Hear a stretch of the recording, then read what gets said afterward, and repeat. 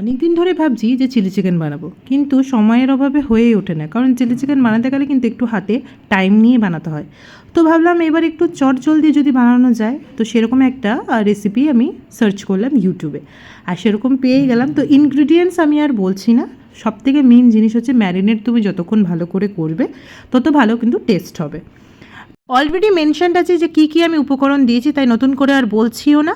প্রথমেই আমি deep fry করে নিয়েছিলাম ম্যারিনেট করার পর। তারপর আরেকটা কড়াই আমি আদা কুচি রসুন কুচি দিয়ে একটু ব্রাউন হবার পর বাকি বেল পেপার্স পেঁয়াজ এগুলো দিয়ে দিয়েছিলাম। আমি এখানে ইউজ করেছি কিষানের সুইট অ্যান্ড স্পাইসি একটা সস, আর একটা দিয়েছিলাম কিষানের ফ্রেশ টমেটো সস। আর 2 কাপ আমি ফ্রেশ টমেটো সস দেওয়াতে 1 কাপ দিয়েছিলাম আমি রেড চিলি সসটা।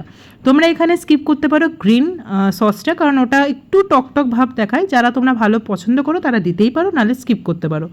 গরম গরম লাচ্চা পরোটার সাথে কিন্তু চিলি চিকেনটা দারুণ লেগেছিল খেতে। আজকের ভিডিওটা এইটুকুনি, দেখা যায় নেক্সট, টাটা।